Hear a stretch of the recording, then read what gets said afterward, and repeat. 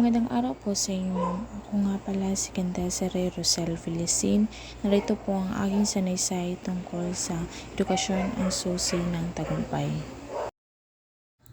Marami ngayong kabataan na hindi nakapag-aral at marami ring kabataan ang tinatamad na mag-aral at marami ring kabataan na sa tingin nila ang pag-aaral ay isang pagsasayang oras lamang.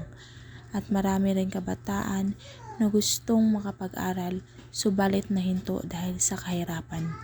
Oo, mahirap mag-aral, subalit tandaan natin na mas mahirap kapag walang pinag-aralan. Kaya edukasyon.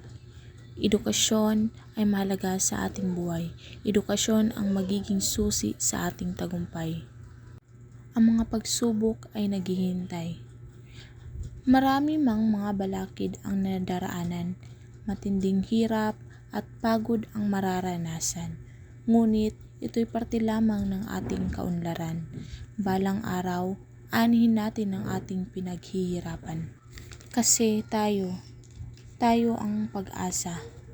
Tayo ang tunay na lakas na nagbibigay liwanag sa madilim nating nanandas. Kaya huwag sumuko sa iyong mga pangarap at kailangan na nating sumikap.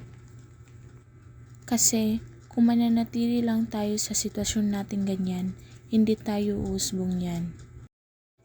Hindi hadlang ang kahirapan sa kinakamit nating mga pangarap.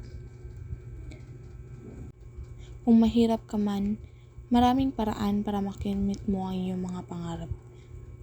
Ipakita mo ang iyong katatagan, pagiging maabilidad at pagkakaroon ng lakas loob upang makaisip ng paraan upang ikaw ay makapagtapos ng pag-aaral. Kasi ang edukasyon ay mahalagang kasangkapan.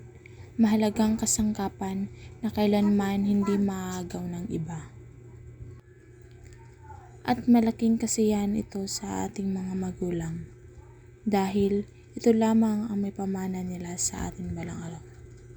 At sa aking pagtatapos, gusto ko lamang ipapaalala sa inyo na ang edukasyon ay hindi lamang susi ng tagumpay, subalit susi rin ito ng pag-unlad at pagbabago ng ating buhay.